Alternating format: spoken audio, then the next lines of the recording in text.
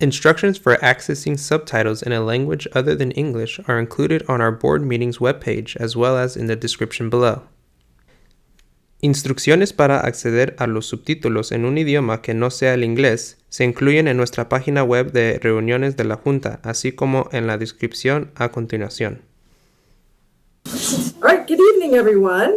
It's Wednesday, December 13th, and this is the Ross Valley School District Board of Trustees regular meeting. The time is 6:07. I might have to not watch that clock and watch my watch. Or this. The time is 6:07, and we are convening here at the district office. We have quorum with 3 of us here, but we have 2 board members who are absent this evening. Ryan had a scheduling conflict, and Chris Lendels-Cobb is recovering from back surgery. So she's doing well. We got an update from her family. She's recovering well, but definitely not well enough to be here tonight. So we will look forward to her coming back. And then just if I can also just state that with 3 trustees here, any action you all take need to be all 3 of you voting in favor or against something. In the event that you don't have a 3-0 vote either way, then the item will have to be brought back at a future meeting. Okay, So you're aware. thank you.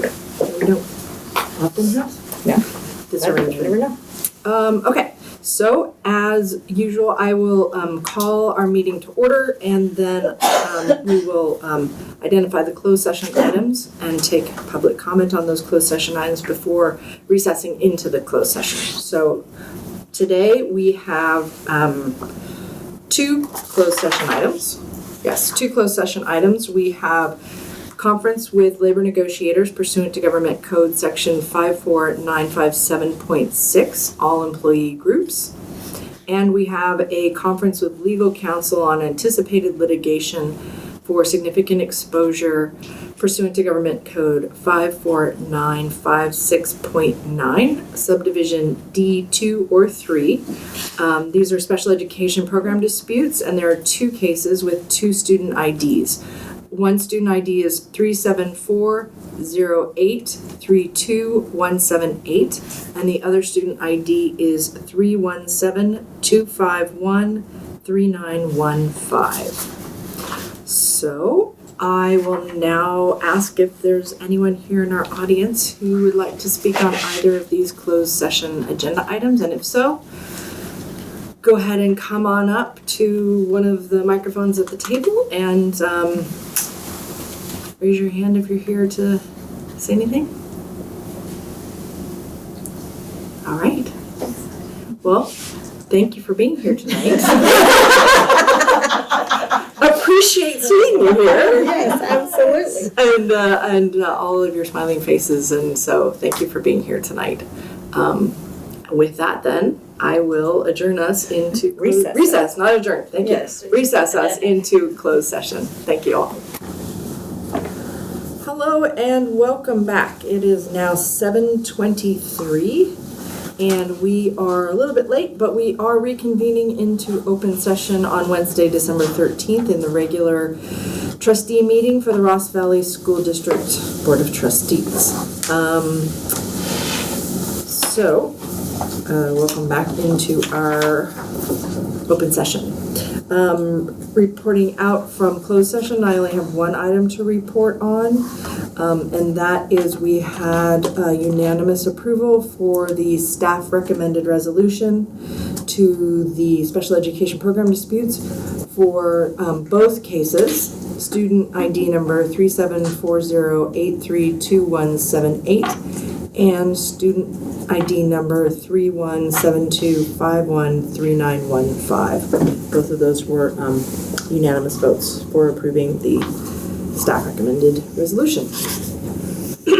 All right, so on to our procedural items. We have our Pledge of Allegiance and then adoption of the time and agenda. So if people want to join me in the Pledge of Allegiance. I pledge allegiance to the flag of the United States of America and to the republic for which it stands, one nation, under God, indivisible, with liberty and justice for all. For anyone who's just joining us, listening, or here in the audience, we do have three trustees in attendance, and 2 trustees are absent this evening. Ryan had a conflict with this evening, personal conflict with tonight, and Chris is recovering from back surgery. So we still have quorum. And along those lines, is there any amendments to the agenda before we move forward? And if not, I will entertain a motion to adopt. I move that we adopt the agenda. Okay, motion? I'll second it. Motion second. Rachel? Aye. Daniel? Aye. Shelley? Aye. Thanks. All right, we have our agenda. So, communication item D. Is there anyone in the audience who wants to speak tonight on agendas that are not on the open session? We do have one person. Wonderful. Annie Sherman, come up and... Should I just sit down, Yeah. I guess, here? Yep, and the microphone isn't amplifying, but it's recording. Okay, So that's- sounds great. That's what it's for. Welcome. Good evening. My name is Annie Sherman, and I'm currently a trustee for Larkspur Court in Madera. And I'm actually here tonight as an individual and a volunteer with the Committee for Safe and Modern Tam Union High School District Schools. Our local high schools consistently win state and national awards recognizing the high-quality education they provide for students. However, classrooms, labs, facilities, and schools technology were built for a different era of learning and are undersized and out of date. Redwood and Archie are over 60 years old, and Tam High is over 100 years old. The last significant upgrades to our schools occurred almost 20 years ago. Because, as you are well aware, the state does not provide funding for facilities, local schools cannot rebuild and update schools to support quality education without local funding. The Tam District engaged in an extensive multi-year facility needs process and gathered input from approximately 775 community members in order to develop the facilities master plan. This process identified necessary upgrades and repairs to ensure that our students have safe, modern, and up-to-date schools in which to learn and thrive. If Measure A passes, bond funds will be used to finance the most urgent upgrades and repairs as identified in the master plan at all 5 Tam District school sites. Voting yes on A means our local high schools can continue to provide our students with necessary educational opportunities to be successful in college and prepared for 21st century careers. Our aging and out-of-date facilities impact teaching and learning. Passing Measure A will ensure that our local students have access to the same state-of-the-art educational facilities as surrounding Marin County school districts. The projects are scheduled for completion in January of 2027, and therefore our current middle school students will be among the first to benefit. As strong supporters of Marin's public schools, I am asking for your help. I'm asking that you officially endorse Measure A via the website at yesona4 tamdistrictschools.org and spread the word within your community. We need 55% support to win, and we are expecting a close election. There is a formal opposition, and so we will need broad community support and a robust volunteer program to reach success. We are therefore actively looking for volunteers to deliver lawn signs during the last 6 weeks of the campaign, as well as contacts in each city and town that can provide us with names of organizations or individuals that are likely supporters and should be contacted by the campaign. In a district of nearly 5,000 students that runs from Sausalito all the way up to Nicasio, we definitely need your help. Please feel free to reach out via the website if you have any questions or comments for the campaign, and thank you for your consideration. And I'll just add that the Marin League of Women Voters voted unanimously to endorse Measure A tonight. Thank you. Could you say the name of the website again? It's a mouthful. It is yes on A for The number 4. tamdistrictschools.org. Yes, on A, the number 4, tamdistrictschools.org. Okay, Yeah. thank you. You know what? I wrote it on my comment. My Excellent. public comment. Okay, thank you so much. Thank you very much. Thank you. Thank you, Annie. Thank you. All right. No other public comment on items that are not on the open session agenda. So we will move on to presentation or action items. of which we have 4 this evening, starting with the recommended approval of the 2023-24 first interim budget report. And I am passing out the presentation. Okay. Sir.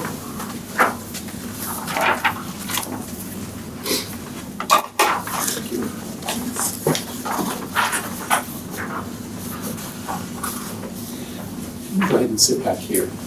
That way it frees up the TV a little.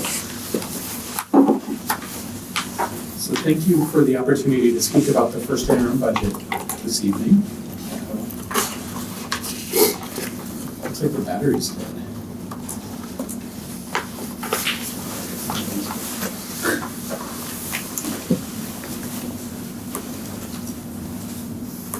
Okay. Do we, We're Just point at me. Okay, I'll point it. So this evening, we're going to talk about the budget information, the demographics, the assumptions, revenues and expenses, and multi-year projections and our ending balances. And so first is our budget timeline. This is something that's really important to note because basically every 3 months, we have a new budget. So the budget starts on June 30th. We have our adopted budget for the coming year, but it's also our estimated actuals for the previous year, or the year that we're closing out. Then in September, by September 15th, we have our unaudited actuals. December 15th is the deadline for our first interim, which includes our actual data as of October 31st, which is what we'll be approving this evening, or being asked to approve this evening. Then we have our March 15th deadline for our second interim budget report, which also includes our actuals as of 31. And then the whole budget cycle starts all over again. So every 3 months we have a budget due. In terms of our budget certification, we have 3 different types of certifications that we can provide. The first is positive, which is the one you want. And what that is that we will meet our current year budget financial obligations as well as the subsequent 2, because we always have to provide a 3-year multi-year projection. So this certification is for the state, telling them that we can go ahead and make all of our obligation payments for the coming 2 current year and subsequent 2 years. Qualified budget means that we would potentially not be able to meet our obligations. It doesn't mean that we won't, it means that we may not be able to. And then the third is a negative qualification, and that is that you will not be able to meet your obligations. And so I do want to point out that this evening the recommendation is that our first interim budget have a positive certification, meaning we can meet our budget obligations. And next is our demographics. So at the end of last year, well, in last year, 22-23, we actually had a enrollment of 1724, and you can see that with the circle right there in the middle. And I want to point out that we've been seeing a declining enrollment. You see it since 2018-19, and if I had other fiscal years that were older, you would see that it's a staircase down. That is actually very common within Marin County and within the state. The state is now seeing declining enrollment of approximately 1% a year. And so this is not to be unexpected.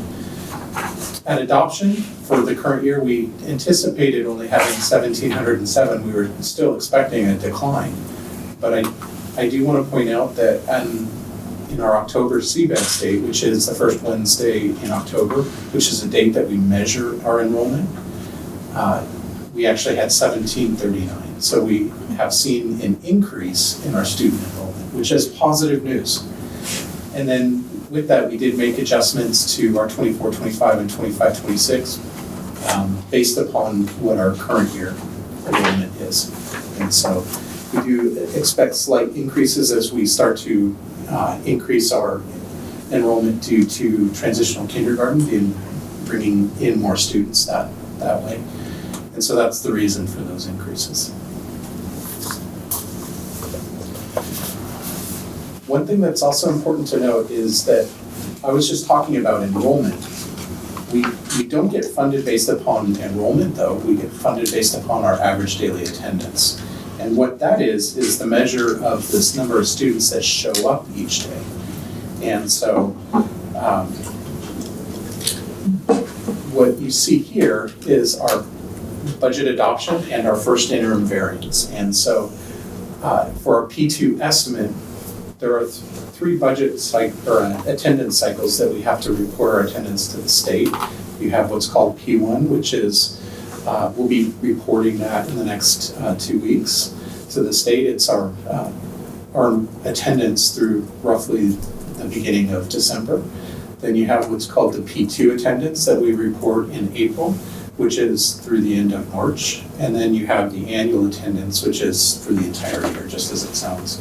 The one we're actually funded on, though, for most of our dollars is the P2 attendance. And so that's the one that we're always looking at and showing within our numbers. And at budget adoption, we showed 1634, and because of that increase in enrollment, using the same attendance rate, we estimate that we'll have an additional 30.52 for 24-25 and 25-26. You see those adjustments as well based upon the increasing enrollment.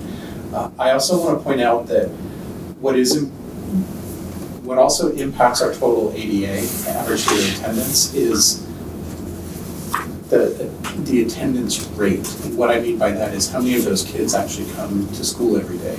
So we might have 1739 as enrollment, but you see that we have 1634 as our average daily attendance, and it amounts out to a 95% attendance rate. Our historical average has been 96.1%, but with COVID, as the entire state has seen, is a drop in attendance rates.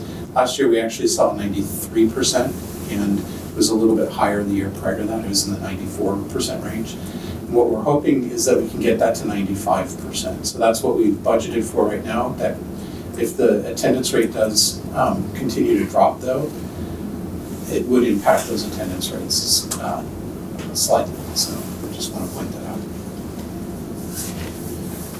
So then the other thing that impacts our budget is our assumptions. And with our assumptions, what we have is our cost of living adjustment, which is, this is really an important number because it is a percentage that is applied to your base funding for your local control funding formula. So what it means is that if we give 8.22%, which you see in 23-24, the amount we get paid per student goes up 8.22%. And within the multi-year projections for 24-25, you see 3.94%, 25-26, you see 3.29%. I do want to highlight that 24-25, 3.94%. We are using what is called the common message that the Marin County Office of Education puts out. The common message is a message that comes, the Marin County Office of Education is part of a larger group through the SECESA and the ASK, which are two entities that are formed by the County Offices of Education, the superintendents, as well as the business officials for each of the county offices of ed. They come together as a state group and determine what the message is going to be to all of the county offices of education in the districts. And we use that data for our assumptions. And right now we're using 3.94%, but later on we'll talk about some data that has been coming out recently. In terms of our property tax increase, we are showing a 4% increase in our property taxes. That's more important if we start to fall back into a community funding situation. Right now we're pretty far apart from that, but I just want to point that out, that's where it's at. You see also our CPI, which is a consumer price index, and our STRS and PERS rates, which are our pensions. Those are important because those drive our expenses on salaries and benefits, and also our SUI, which has had some large changes. So next I wanted to talk about our revenues and expenses. I just have our revenues and our expenses done as pie charts. It's the easiest way to look at it. And so first we show our general fund revenues. And it's important to note that we have $29.4 million in revenues. Our single largest source of revenues is our local control funding formula, which is the LCFF. 65.7% of our total revenues are for LCFF, which that comes down to the attendance and everything we were just talking about. Then you also have the parcel tax revenues, which are 15.7%. It's $4.6 million.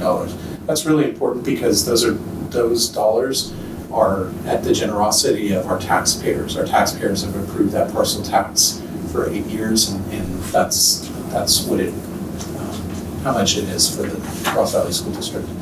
Then we have other local revenues, state revenues, and federal revenues.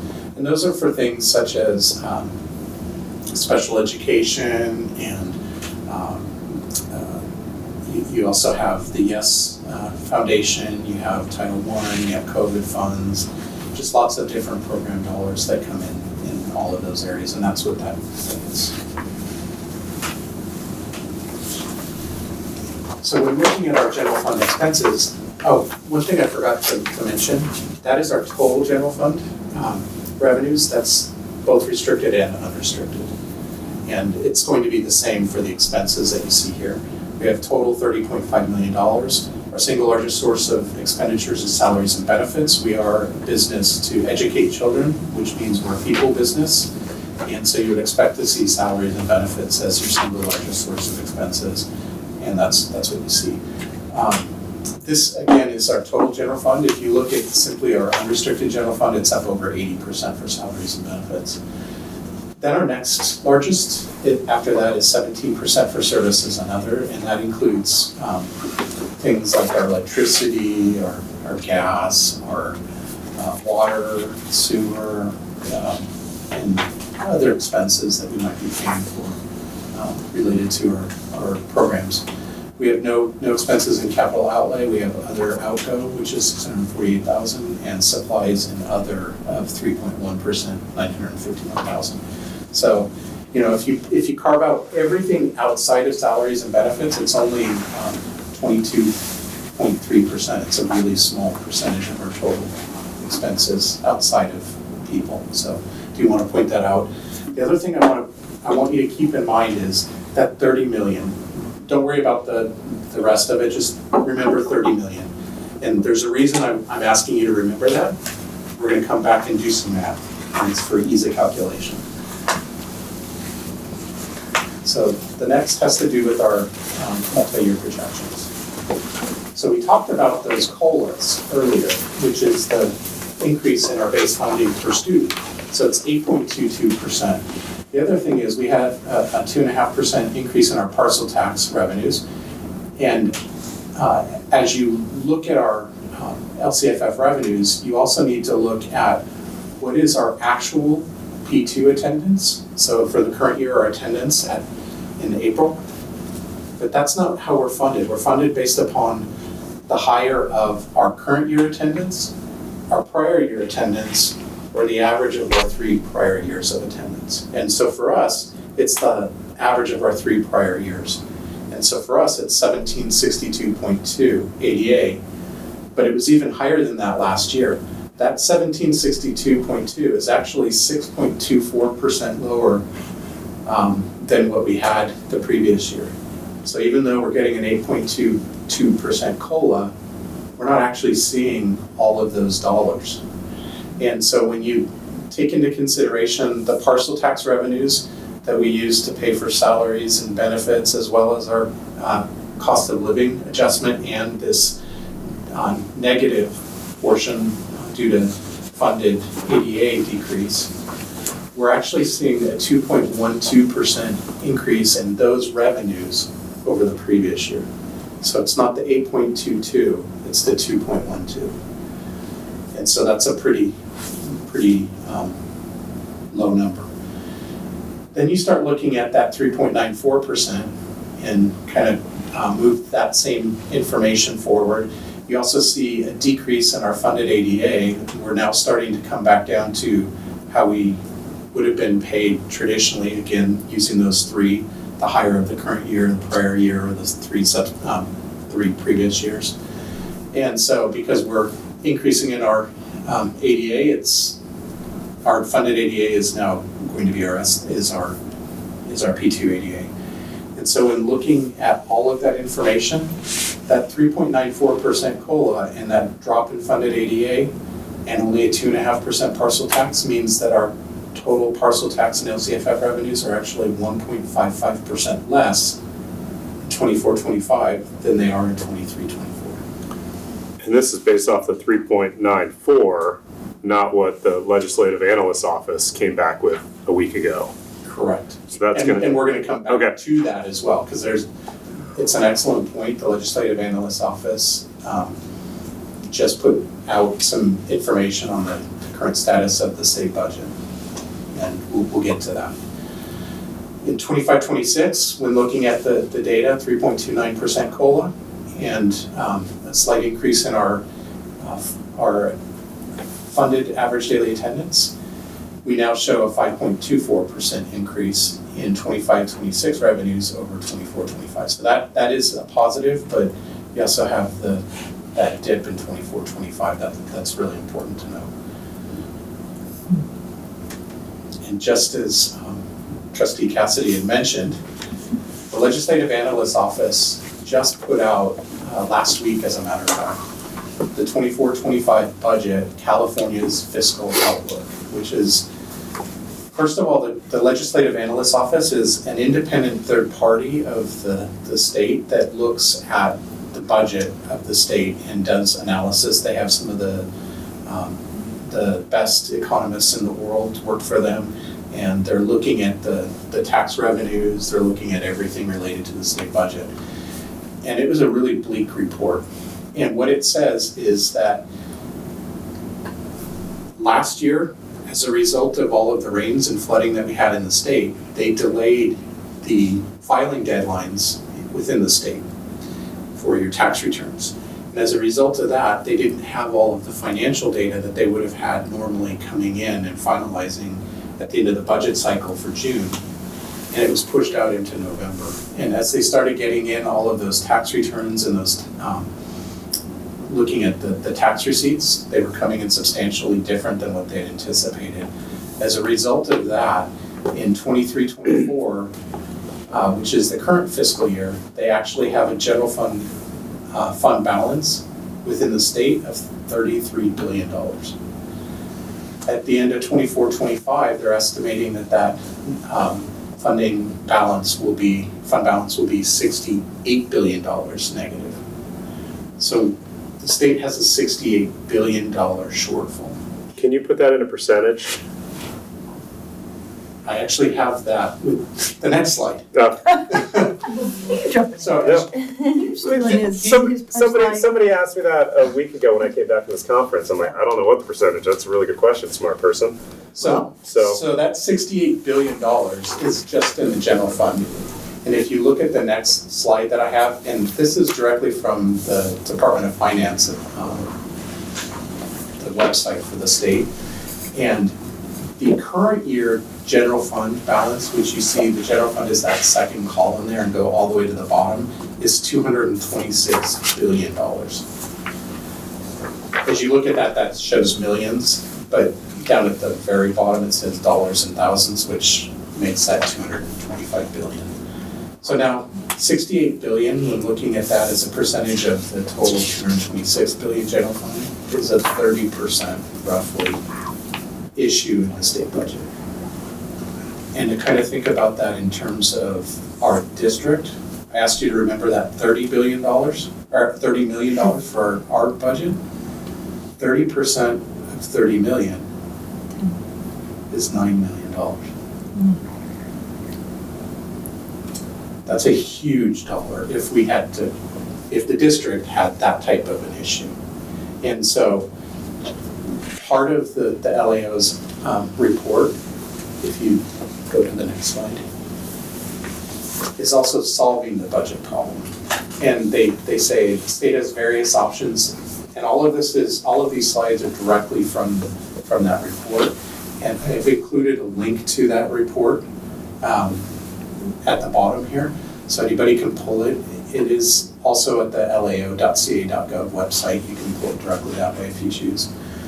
But what they're saying is the state has various options to address the shortfall. We could do things such as withdrawal of the reserves. And that first slide showed that we had about a $22 billion amount for reserves. And so a portion of that $68 billion shortfall could be taken up with that $22 billion rainy day fund, as they call it as well.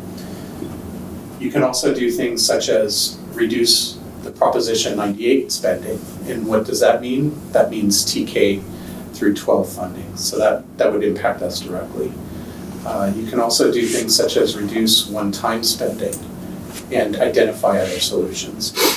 And so some of the things that they're looking at is reducing programs like the ELOP program, which is the Extended Learning Opportunities Program. They're looking at things like the one-time art, music, and instructional materials grants dollars that were finalized last year. And they did take a large portion of it already. They're also looking at things like Universal Meals for All, which is a new program that was recently implemented, which costs the state a large amount of money. And they're also today on the call that a few trustees and I were on, is they're also looking at TK, funding for TK, as well as for community schools programming, which we're not a community school district, but districts would be hit hard who do a community school. They're also looking potentially at preschool funding as well. So they have a lot of options that they can look at, but the ones that directly impact us are, TK and the ones that Chris mentioned as well. And there's one more that would impact us that it's a shell game for the state that directly impacts districts that are state funded and state aid funded. What they do is they defer payments of state aid. And what they'll do is they'll record it, they'll take it out of the current fiscal year, move those dollars and give them to you next fiscal year. So we're recording a receivable and the state reduces their expenditure in the current year. So that's why I'm saying it's a shell game. But I can tell you that has a large negative impact on districts that are state aid funding because it becomes a massive cash flow issue at times. Depends on how much state aid you get. It wouldn't impact us as large as some deep state aid districts that have real low property tax bases. But it does become a large issue because in essence they're starting to balance the budget on the backs of the poorest districts. So, Chris, is that Go ahead, Rachel. Chris, is that something that we would need to use like reserves for to cover things until we get the money in from the state, or is that not something that we would need to do? You would use your reserves as part of that. So your cash is part of your reserves, obviously, because if you're not recording the revenue, you're not receiving it either. So yes, absolutely. And going back to that example, could you go back 2 slides? So if you look here at any of the fiscal years, you'll see a BSA balance. The BSA, and at the very bottom, it says that it's the budget stabilization account. That's their rainy day fund. So that is the state's reserve that they've been setting aside from education for this specific type of an example where you have issues. So when I was saying that they could balance part of that $68 billion shortfall with the rainy day fund, that's the direct result of that. So that really drives home the point where it's important to have those level, those reserves. So. And then the solution options that the state budgeting folks are going to have to look at is, do we draw down reserves, or do we start cutting back on programs and keep reserve, all that kind of stuff, or a little bit of both, or how they mix those. Yeah. Okay, could you? Okay, so one of the things that I was pointing out earlier is that we had the 3.94% COLA in 24-25. Part of what the LAO is saying is that cost of living adjustment for COLA for next year is not going to be as high as what districts have been told to use in the common message.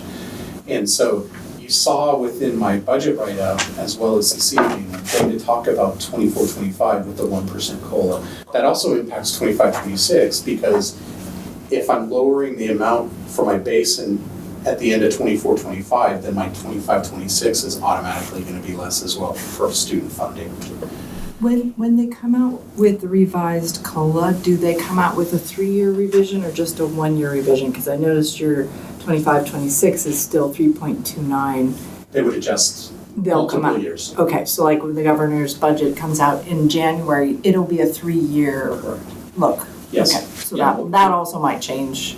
Yes, and we'll actually have 26-27 is Right. at that point as well. Okay. Because they're starting to give you that information so that we can build our adopted budget Right. for the June period, as we were talking about. Right.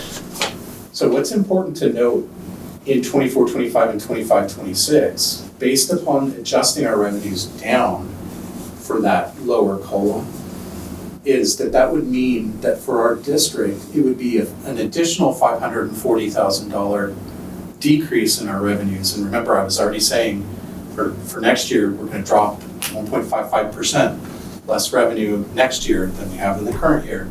It'll be an additional $540,000 less.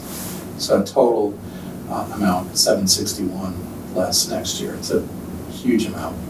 That was talked about on the phone call this morning with the Marin County School Boards Association. So another person was bringing up, just saying, even though it's still a 1% quote increase, it's actually a decrease when you go through this calculation. For us. And so when the actual on the ground numbers and dollars in the budget is a decrease, not a 1% increase. So, yeah. And I do want to point out that I've been talking about the fiscal cliff when it comes to this 3-year average attendance, that every year we're getting a little bit less, quite a bit less every year.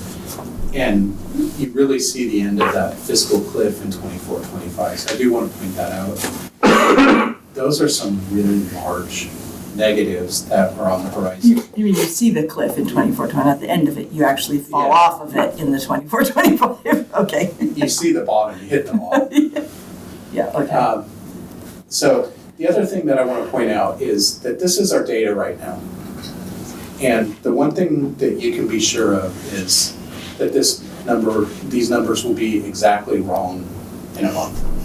And why? Because in January, we'll get the governor's budget proposal for next year, where we'll start to get all of that data that we were just talking about. Mm-hmm. And so we expect to get those numbers around January 10th. I do have a School Services of California meeting on January 17th, I believe it is, where I'll be attending a conference. I'll get additional information, and I know that we have a January 31st board meeting. And so I anticipate bringing back additional information about that state budget because this is such a large issue. When you're talking $68 billion shortfall at the state and knowing that it will have a negative impact on us, I have to bring that back. And I'll try and I will provide additional information in terms of what that impact is on our multi-year projections. So it's not going to be a budget not a budget that you're approving, but it'll be a presentation where you get a deep dive into our budget. Because you'll have to, by that time, or for second interim, I mean, if there's an anticipated COLA, that common message could change, so you'll be adjusting. For the second interim? Yeah, for second interim, that projected COLA for the out years. Yeah. So right now, the one that he's showing for first interim is that higher 3-point-something%. But it will look very different at second interim if what we keep hearing is, what we can be assured of is it won't look any better. Yep. It could look worse by January 10th. It's not going to look better by January 10th. Yeah, and they are talking about that COLA being maybe 1.27, maybe a different percentage. Part of the challenge with that. But it's not going to be the 3-point whatever, It's which not gonna is be part of the 3.4. common message. The challenge with the COLA is there are a number of factors that go into it, 9, 10, 12, whatever the number is. I don't have that off the top of my head. But the pieces of information come in at different periods of time.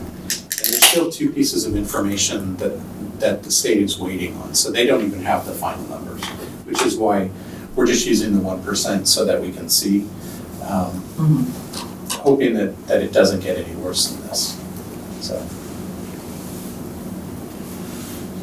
So again, using the district's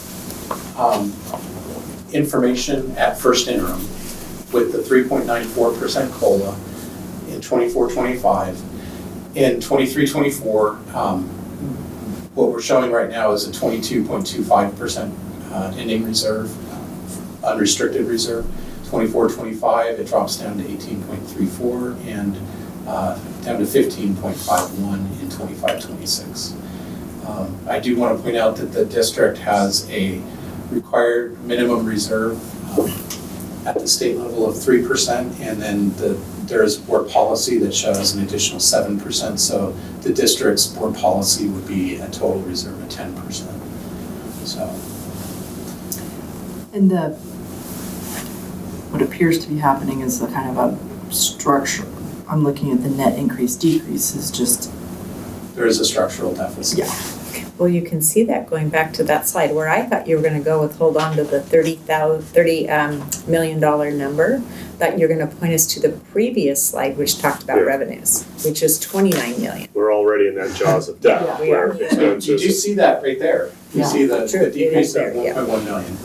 But I was trying to put in perspective in terms of Ross Valley, what is that $68 billion? Because that's just a big number. That doesn't really mean it. But you said, remember that 9 million as if that was 30%. Are we really losing $9 million? No. No, okay. And I don't anticipate losing $9 million, but I just wanted to kind of give A perspective Calibrated if we were the from the state. state down to the district Right. level. that it's a large issue. But I mean, looking at page 11 and then page 12, which is general fund revenues and then general fund expenses, like revenues are 29 million, expenses are 30. It's like, Right. that's not great. Well, and there is some, in terms of your restricted categorical programs, you do expect to spend those dollars down, so some of that is actually anticipated. And let me give you a perfect example of why you would do that. If you have one-time categorical dollars, so you record $1 million in categorical revenues, you expect then over several years potentially to be spending that down to eventually get it to zero. And But you you have it have to coming spend in. it down. Okay. So that's a perfect example of why you would do that. Okay. So. And just as, a reminder here, we're ending the entering in our final year of the COVID dollars. And so we do have a number, like our elementary counseling positions as an example, are being paid for out of one-time dollars. Then there's a number of positions that we have, and we know that school counseling is critically important to the well-being of our students and their ability to do well in school. And so when those dollars run out, just using that as the example, we will look at how are we going to fund the continuation of our school counselors at elementary. Middle school is already part of general fund. They have always been part of that. But when the COVID dollars came in, so we have a number of programs, and typically, as Chris talked about at the beginning, because we are in the people business, our children are educated by people, not programs per se. But when I talk about programs, that means there are people behind those, not just something like a math program. Is not what I'm referring to. I'm talking about the implementation of things that support students, like intervention and so on. So we are going to have some really tough decisions to make as a district as we look forward, especially if or it's more maybe of a when, the revenues coming in from the state are. So since we know those one-time dollars from COVID are expiring at the end of this school year, so the end of 23 essentially, September, does this 24-25 budget account for those dollars expiring, and then what do we do with those? Okay, so it already accounts for that expiration. Okay. That's one of the things that I have to do in the multi-year projection is go through and pull all those dollars out. One of the things, there's a program that I use for the multi-year projection that is put together by FICMAT, which is Fiscal Crisis Management and Assistance Team, and does a really good job of helping you do that. So, Okay. and I think that is the last one. So if there are any more questions? So this evening, what you're being asked to do is to accept and approve the first interim budget this evening with a positive certification.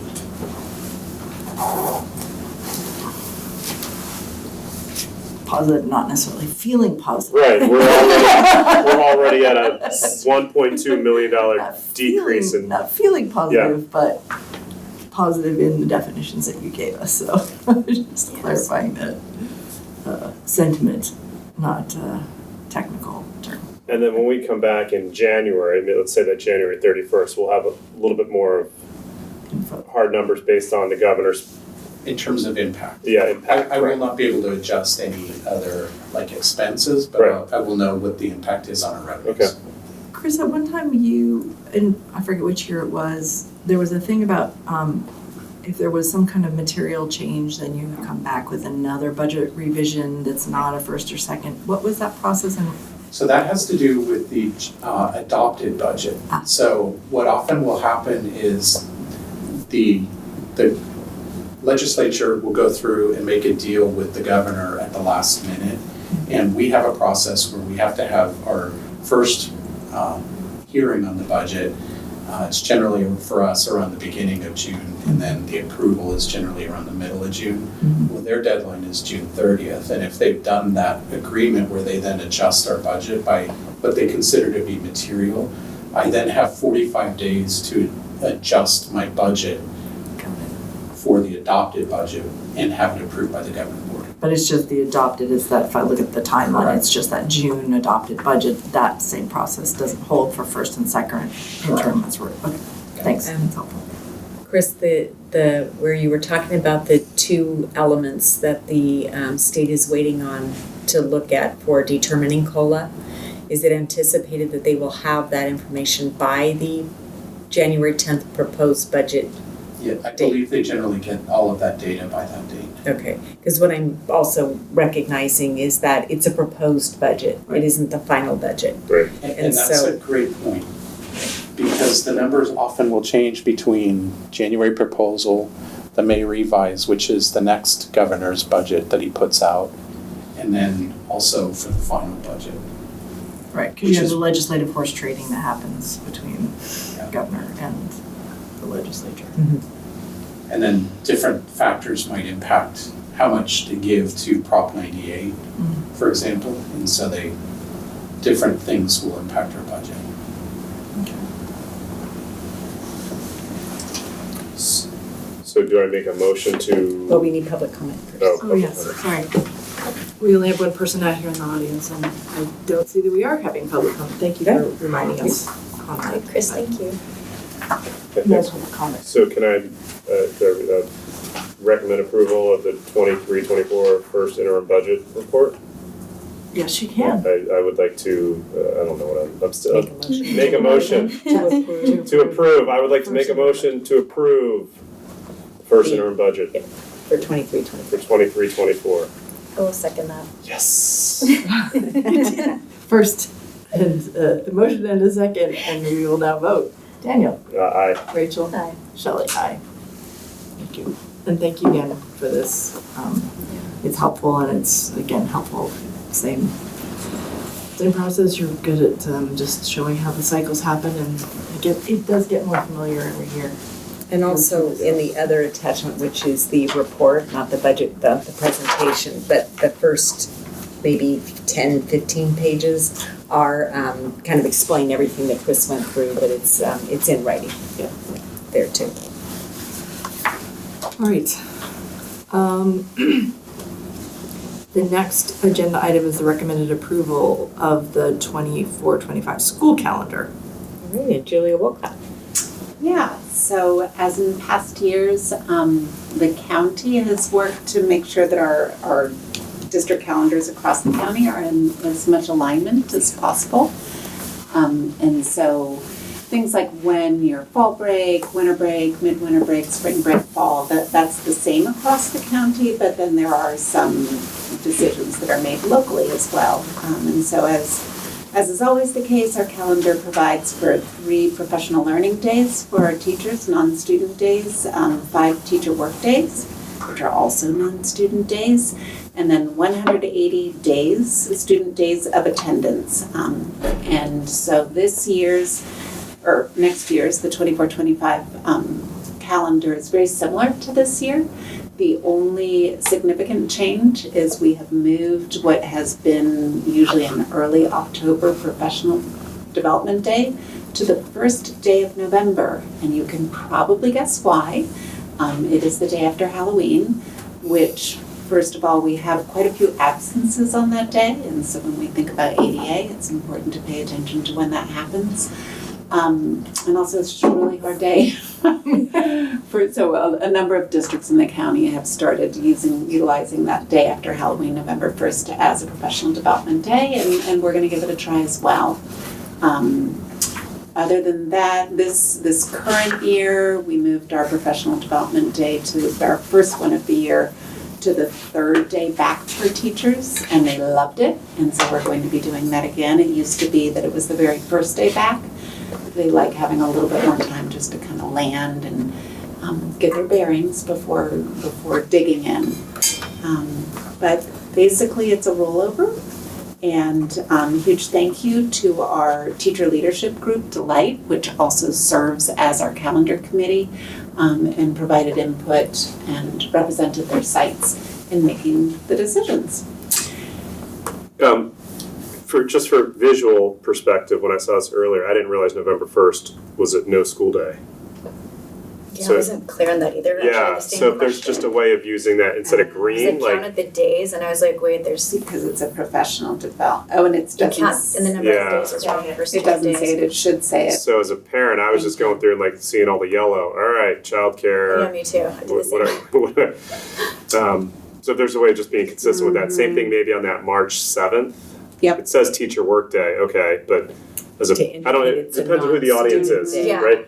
As a It parent, should it say helps to know. non-student day. Yeah. Okay. Like for me to stick it in the calendar. So I was in like, order for me to make those changes, do I need to bring it back, or can I make those changes before As publishing? amended, yes, As amended. yep, Okay. absolutely. It's just a color, it's not a count. And it's a difference. wording. It's a wording. There on would be it, some right. wording, but it's not a change to the days. Right. Mhm. And so that's very immaterial. Along the lines of making amendments, what is the process if, say, halfway through this year, we realize that, oh, next year we actually really need to move this day over to here? It just comes back. We would bring it back, yes, absolutely. Okay. And the only thing that I just want us to keep an eye out for along the lines of the day after Halloween type of stuff is I know that this year, the winter break comes really close to Christmas and, or whatever the holiday break, sorry.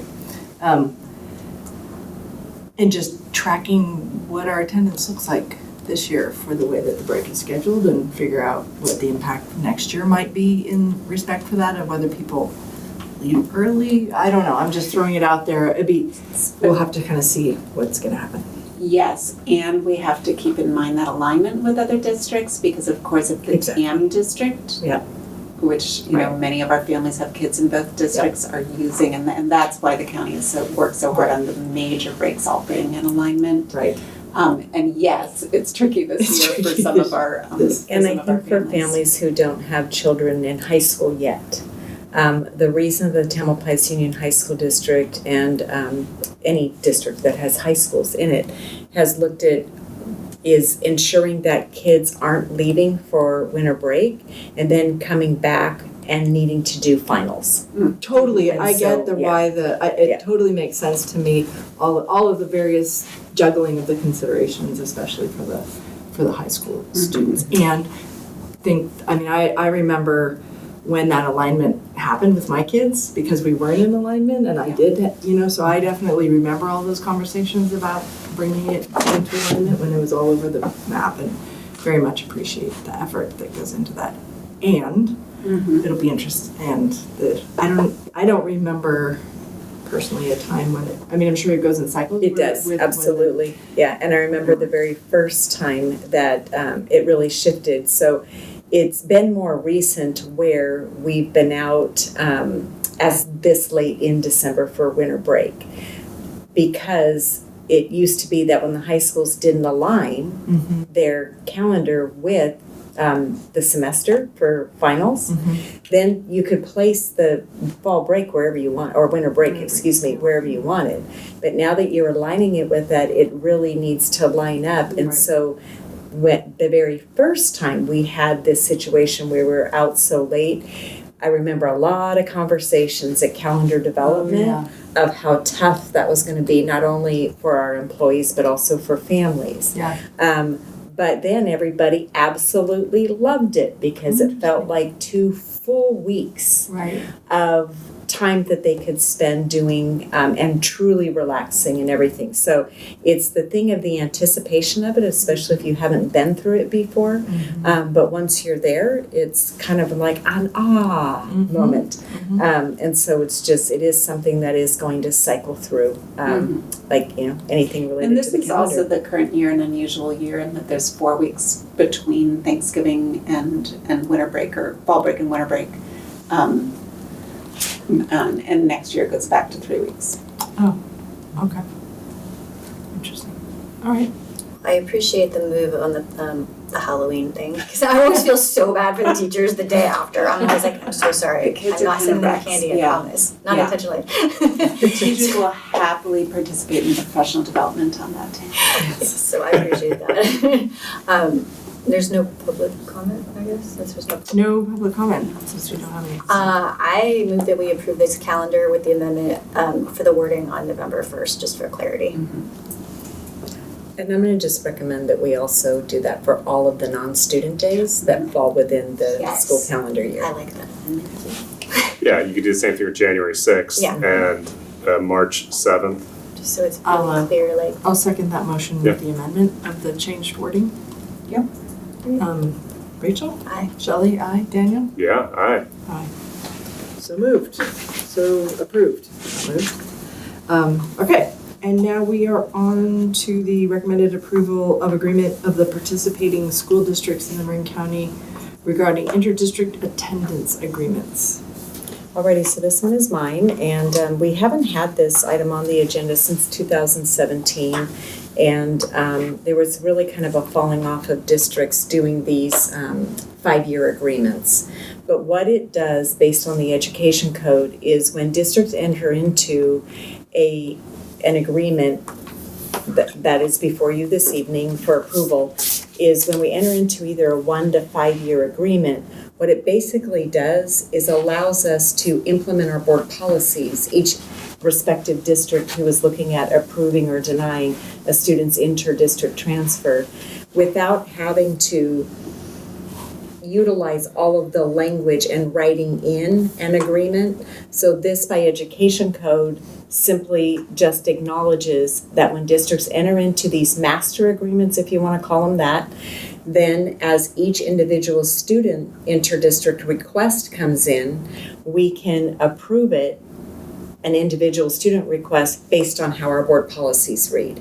So it's a weird and strange, it's like hard to wrap your head around and try to understand, but it's definitely beneficial. And there were quite a few districts back in 2017, if I remember right. There were only Ross Valley School District and maybe one other that brought this agreement to the board and received approval. And I think, I shouldn't say I think, and we as current superintendents in the county have all made a renewed agreement to bring these to our boards for approval. And then what we will do going forward from here on out is come back every May for approval, which keeps it evergreen. So it'll be a 5-year agreement at all times, rolling forward. Yeah. So that's what we're looking to do. And so the other thing, which isn't part of the what you would be agreeing to this evening, but I also just attached, also as an attachment here, the revised inter-district request form. So I was part of a subcommittee of superintendents who reviewed the existing form, which had not been updated in many, many years. And so we wanted to make some updates. So that is just here for information only. The part that you would be approving this evening is the 5-year agreement with Marin County districts. And so every district that's listed there, who a student from that district either applied for an inter to come into our district or vice versa, to leave our district to go to another district, those would be individually approved, and each district would be able to implement its board policy around revocation or behavior, attendance, and academic contract type of thing. That we do have that for our kids on interdistricts when they're coming in. And so a receiving district of one of our students might have the same type of a contract that they would want that student to maintain. So any questions? I think it makes it helpful because because there's 2 districts involved. It's not just one district as far as just parent awareness or understanding from parents that there is commonality among the policies among the county. So it doesn't feel like, oh, you're just making this decision, but what do they think? Or, And there are some differences between each district in Marin's policies. Like as an example, we accept our requests between March 1 and April 1 for the following year. Another district, their timeline might be any and all by a certain date. They won't have a time frame. But in order for us to be able to implement our board policy, and we have it set the way that we do based on our registration and trends for what we need to be considering for the following year in terms of staffing. So we want the inters to come in at a certain period as we're planning for staffing and enrollment for the following year. And then there's also ed code around, timelines for approving or denying, and then appeals and all of that kind of thing. So it just is really helpful to ensure that a district can implement its own board policy through the approval or denial process. Okay. This just makes sense, yeah. So a motion to approve the agreement of the participating school districts in Marin County regarding inter-district attendance agreements. No public comment. I second. Comment, yeah. Oh, sorry. No public comment here, sorry. Yeah, I second. Yes. The motion. All right, Tom, Aye. Rachel? Aye. Shelley? Aye. Thank you so much. I think there's also a really good example of the way that our districts work together through superintendents. We know examples of working through CBOs who all get together, and it's helpful to actually see how that works.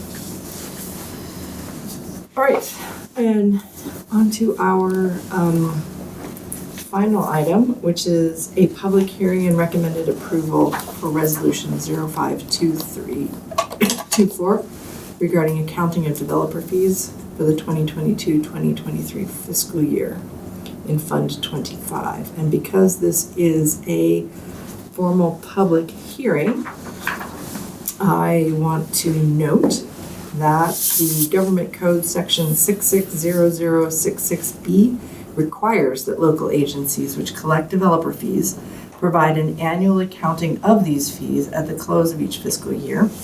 Government Code Section 66001D requires the district to make additional findings if there are any funds remaining in the fund at the end of the prior fiscal year. The Board of Trustees must review the information at a regularly scheduled meeting held no earlier than 15 days after the information became available to the public. The detailed information required by the Government Code Section 66066B has been available for public review at the district office and each of the school sites since December 1st, 2023. So I will now call the public hearing open. And if there's a explanation or presentation, and then there's no public here for public hearing, but I believe we do have an explanation and presentation. So thank you for the opportunity to speak about this evening. I'm sorry, I'm having to pull it up on my phone. My computer battery died. So Fund 25 is a fund that we receive our revenues anytime somebody pulls a permit to do construction. And they would have to come in and provide documentation showing the square footage of whatever it is that they're building.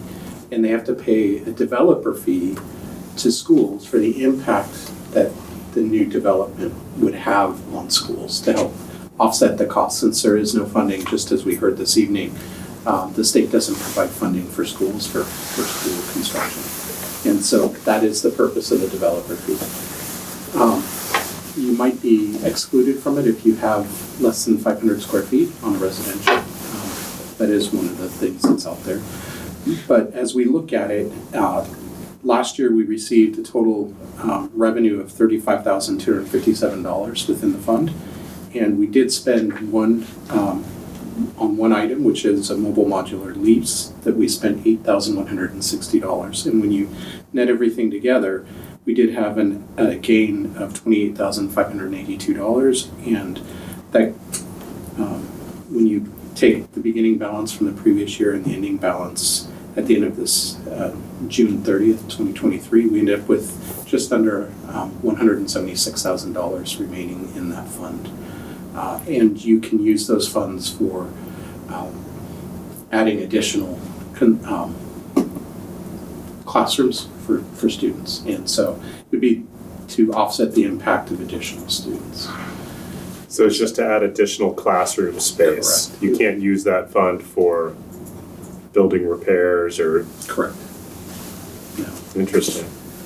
And so that's part of the reason you have that building up right now. But it is something that is required under education code in order to continue to provide this level of data if we're collecting the fees. So with the declining enrollment, do we see some growth potential with new students' space needed? That's a good question. Part of the reason that you continue to collect it even if you're in decline is because eventually those numbers could change and you might have the need for growth. And so this is a very common practice. One of the things that I'll be looking at doing is doing a developer fee study because we collect what's called the level 1 fees. And the level 1 fees are the minimum amount that you should be collecting. You don't have to do anything other than do a developer fee study where they look at your existing enrollment, they look at your loading capacities, they look at growth patterns, etc., and you get that information and put it together as part of your study and justifies taking it to that level 1 fee. We haven't had one in a number of years now, and so we're still collecting a lower amount than the minimum allowed by state. So I will be doing that, but there's still that argument that you always want to collect those fees for the time that you need when you need it. If you're not collecting it until you need it, it's too late.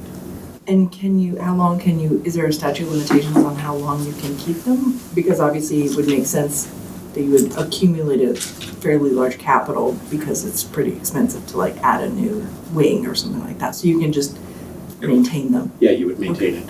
Yeah, and the cost of even adding one brand new modular building now, this payment of $8,000 is an ongoing annual, like a lease. If you were to buy a new modular outright and drop it down, you're going to, the last time I looked at it, it was over $250,000. So this won't even give you one classroom. Got it. So you do need to accumulate funds. You need to accumulate. Got it. And other things can happen. You can have regulatory changes at the state level on program delivery that requires... Class size reduction. That's not size, okay. Class size reduction could have forced you to need to... And TK change, I'm thinking as they expand the age range for the TK. Yeah, could you use any of this Still on the fund. on the TK, like proper size bathrooms for 3 and 4 year olds? I don't know the answer to that. That's a great question. It is a good one. I hadn't even thought about that one. Can you use it for replacement if you happen to have, let's say, a portable that you need to replace? Can you do it for replacement of buildings, or is it just to add? It would have to be to add new. To add. But that's a good question. But TK is answering the question because you're adding a new grade. Yeah. So it is adding new, even if you're Yeah. Those kids need toilets in the classroom somehow, magically. Okay. We do not have anyone in the audience, as I mentioned, for public comment. So unless there's any other discussion, this is not a We have to approve the resolution? Recommended approval of the resolution. close the public hearing first. Okay. So I will close the public hearing because we don't have any public comments. And now we can entertain a motion. I move we approve resolution 052324 on the annual developer fees report for the 2022-23 school year. I'll second it. All right, we have a motion and a second. Rachel? Aye. Daniel? Aye. Shelley, aye. Alrighty. Moving on to our consent actions. We have 6 consent actions in this item. And were there any items that required discussion or edits or correction or anything? Nope. Okay, then we could entertain a motion on our consent items. And we have no public here for comment. I move consent. I second it. Motion and a second, Rachel. Aye. Daniel? Aye. All right, on to item G, board business. Our first one is the committee updates, reports from trustees or any other announcements on things that we would like to. I attended the CSBA conference a week ago, maybe? Was it 2 weeks ago? I should have had my notes. It was excellent. Much bigger than I don't know what I was expecting as my first time attendance, but I don't know, a couple thousand people there probably. Yeah. 2,000 people maybe. It was big. It was large. The sessions were great. Really informative. Broke the news about the budget issue. Yeah, the budget. We went to 2 different ones. I went to the LAO session on the budget, and Shelley went to the one with the state, the treasurer. The elected session Elected of the budget, officials. and it didn't look quite as dire as the LAO. And there were probably a couple hundred people in my session at the LAO, and we were just like, what? The guy was fantastic. The presentations were great, super informative. Yeah. But it was very different from what the state was saying to Shelley and the hundreds of people that were in that session. It was interesting. Yep. But I'm thankful that I went. It was good. It was informative. Yeah. I don't know if I would go, pay for flights and hotel if it was down in San Diego, but for us to be able to drive, that was a no-brainer. It was good. Yeah. It was a good session, and it is large, but it's interesting. There's lots and lots of sessions. It's interesting. There's a lot of sessions on topics also that are not necessarily stuff that we're dealing with here, because you can kind of see the different range of topics that different school boards deal with by what's in the agenda, and noticing like, oh, there's a lot of stuff that is different here from other places. Anything else? Attended the JLAC meeting today, and you've made reference to that a couple of times, so I don't know if there's anything more I need to say. Yeah, the legislative, we are interesting. Our consultants for the Marin County School Boards Association that does the legislative updates is really good, and not the Ball Frost group. And I didn't realize this, but most districts or most counties don't necessarily have that kind of resource available to them, I don't think. So it's definitely helpful. And then the Capitol Day, the legislative day in February is coming up, and so again, I don't know if you're interested in going to that, but absolutely. It was really good. They do a really good job, and then they, kind of set their countywide agenda items and then help make pitches. So that's helpful. So that's coming up, And there'll be a bus headed there, so. and hopefully they'll have the young The the students. that they were students, because talking the about. high school districts have student delegates on their school boards, and they go, and that was great to get to meet a lot of those folks last year. Cool. Yeah, that was gonna be my update as Yeah. well, so I'm done. I unfortunately did not get to go to that conference. I really wanted to, but timing wise didn't work out for me. I know I've attended in the past and it was really helpful, so I'm kind of curious to see if there's anything on there that they'll put up online. Sometimes they put access to stuff.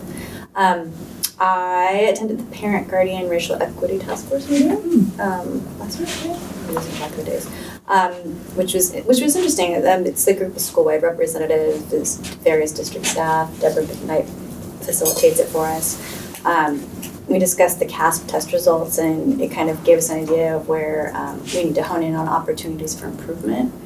And then we heard from each school about how they're approaching that goal, and there are specific details about from how they're approaching it from curriculum and how they're approaching it from like the social parent guardian kind of engagement side as well. And so it was nice to hear from both sides, like faculty and the families, and how that's kind of being integrated together to bring up the improvement overall. It was interesting because we had some new people there too, so it's always nice to have like different perspectives, and it was kind of a good time because I've been in and out of this committee since I've been on the board, so it's been interesting to come in, start in my first year and then come back in my third year. But it was nice because there was an explanation for like why we're focusing on racial equity, and it was kind of a broader explanation for everybody, like this is why we focused on this, and it has a broader reach than just the racial focus, and so it helps all the students to uplift everybody kind of. And so that was nice to hear that as well. And then for the YES update, they did not have a meeting in December. They skipped it because everybody's been very busy. But they did end the Family Giving Participation Campaign. They ended at $600,000 total overall that they've raised this year. I think their goal is around $1 million. And it's awesome because they hit 43% district-wide participation, which is huge. Last year we were at $461,000 this time of year and 25% participation. So they've made huge strides. It's like an 18% increase. The call nights have been really successful, right? Exactly. Yeah, that's been a huge factor in it. So a lot of appreciation to the team on the YES board for just getting in there and actually dialing some numbers and talking to people. And a lot of it is just communication that they've been doing. You know, I think it's the KIK, whatever. Kicking. And they had a really good display just driving by, maybe Redwood and whatever the middle schools. But they had the number of families and the percentage on their side, on their sign. So it was like 100 families, I'm going to make this up, meant 10%. 200 families meant 20%. So you get a sense of what 40% participation really means. And so maybe there's a way that we can include just, again, what's the actual number? Because we have a lot of conversations. You know, everybody should, even if it's $1, we just want that participation. Mm-hmm. And some pushback. People are like, well, you're already at 60%. Why does everybody need to participate? And you know, if we could just kind of show that the number of families that are doing this, because we need participation, right? Yeah, I can carry that back to the board at our next meeting in January. There's also a Fairfax Student Art Show, and it's going to be earlier this year. Usually it's in February, but it's going to be in January through February. Starting around January 13th, I think they're getting everything up on the 12th, so everything should be ready to check out on the 13th in the Fairfax Library. Yeah. And they just have a cool display all throughout the entire library, and they're all nicely framed, and you can see like things about the student. So it's very cool to go and take a look. They'll say like what grade and their name and stuff. There are plays going on, practices right now. White Hill Middle School just finished their Shakespeare 12th night performances. And it was a big thing for them to tackle, doing Shakespeare in middle school. Well, I wasn't able to go, but I heard good things from the student I have that attended. And then sign-ups are going on right now for SpongeBob the Musical for their spring musical. It was interesting, the reaction in the very beginning when that was announced versus later on. I hear now there's a lot of kids who are actually interested in it because they're like, it's a little kid thing, but if you go and look up some SpongeBob stuff online, you're like, all right, this is so the kids have kind of least the groups that I'm talking to are like, okay, they're very into it now. So that should be entertaining and a lot of fun to see in the spring. I think that's around. SpongeBob has some snarky irreverence that. Yeah, exactly. Exactly. The choir and orchestra have a concert on Tuesday, December 19th at 6:30 at White Hill. So that's, if you want to go, those are always really great to go and watch. And then I attended the White Hill Middle School winter band concert last week, and that was really fun because you get to hear their 3 bands, and there's the 6th grade band only, and then there's the symphonic band, which is 7th and 8th graders, and then there is their jazz band, and those kids wake up at 7 or before 7, and they get up and they're in class at 7 in the morning for I remember band. Yeah, me too. And so, they sounded wonderful. It was also really cool because the new band teacher for Archie Williams High School was there listening to them. So it was kind of nice to have the connectedness between the 2 music programs, since we're kind of like a feeder school for them in their music program. So it was really nice to have him supporting those kids and just showing up and kind of watching. And then incidentally, the next night I saw him at the Red Hill Shopping Center because the Archie Williams Jazz Band was performing. So it was kind of nice to see where they end up. So anyway, that was nice. Yeah. Nice. Okay. We are on to our regular minutes for November 15th. November 15th minutes. I'm going to just pull those up because I was... see if anybody else had... I had some edits.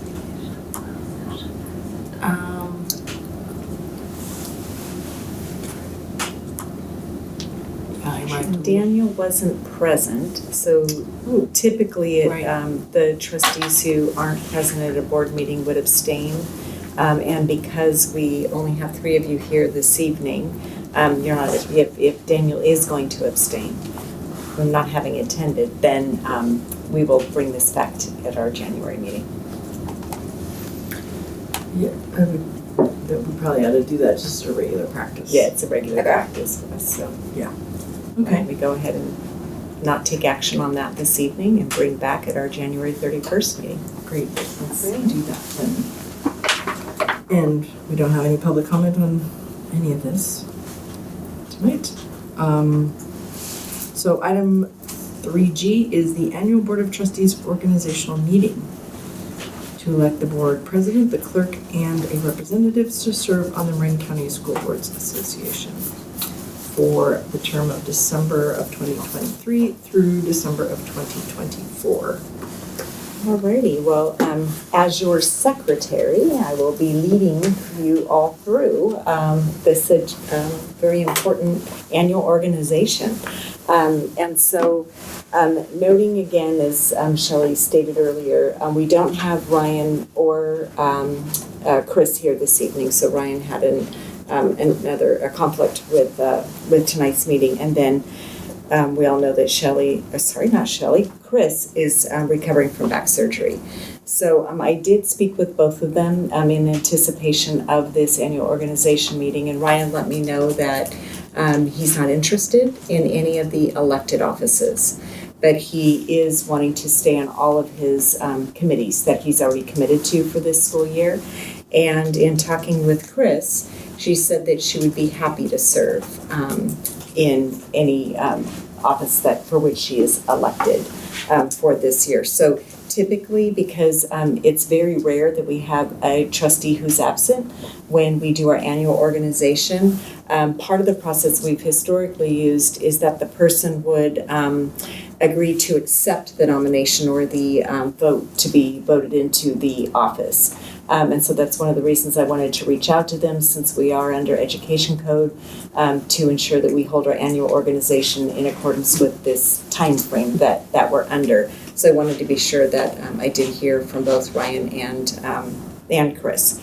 So with that, we won't be tonight doing whether or not a trustee, if either, I think, based on Ryan's wishes, I don't think any of you would nominate him for an elected office, because likely what will happen is if he is elected for an office, he would come back in January and say, I don't want to hold that office, and then you would be making some adjustments or revisions, which could cause a lot of disruption to the elected offices. So knowing that Chris would be happy to accept anything that she is nominated and elected into, I do not anticipate that we would have any need to revisit annual organization in January.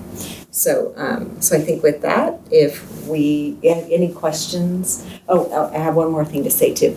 Starting last year, as of interest to you, we had alternate positions. So alternate to the clerk, as well as alternate to the MCSBA representative. So just in the off chance that the person elected into clerk or MCSBA rep was unable to attend, then the alternate would attend in their place. So that is another something available as something you can consider this evening too. We don't have to have alternates, so if there's no interest in serving as an alternate, there is no need to have that on here. But it's just something we started doing last year, so kept it going forward this year for you all to decide if you wanted to continue doing that.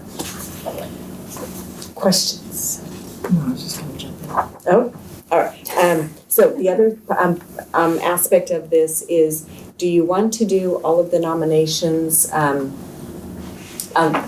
loud, or would you like to go by a ballot type of a situation? You haven't done that since this is the 4th year. My superintendency has not been something the board has been interested in.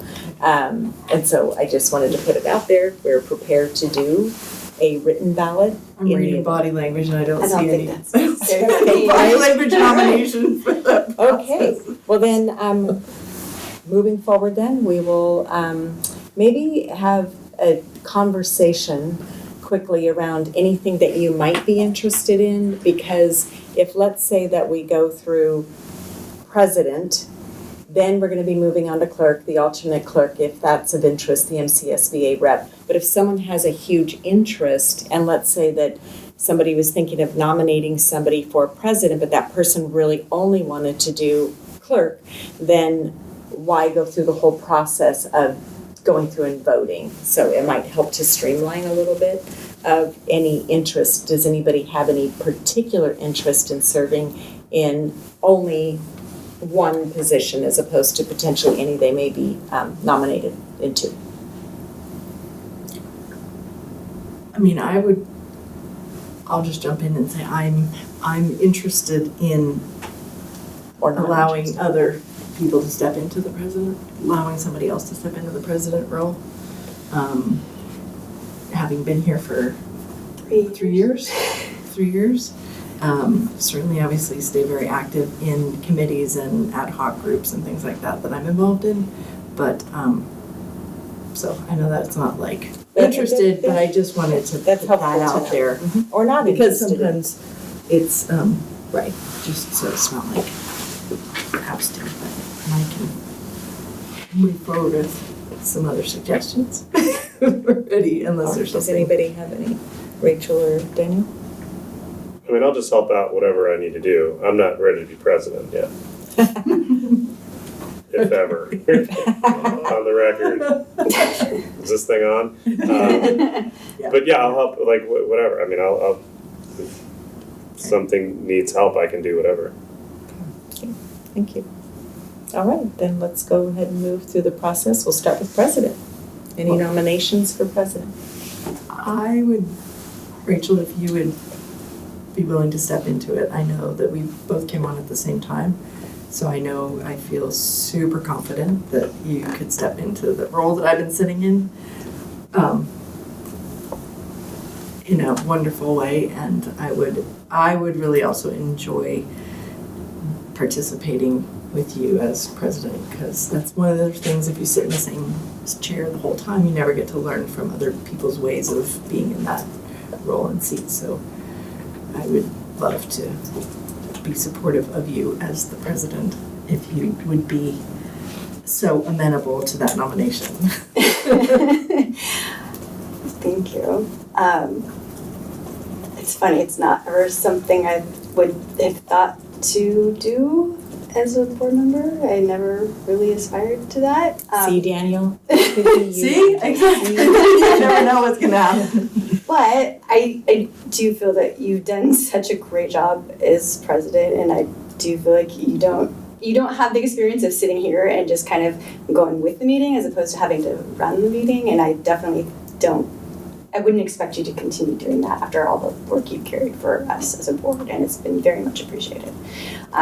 So given that, I am also like Daniel, I want to help out and do what's best for the board, and I will accept the nomination. Awesome. So, are there any other nominations for president?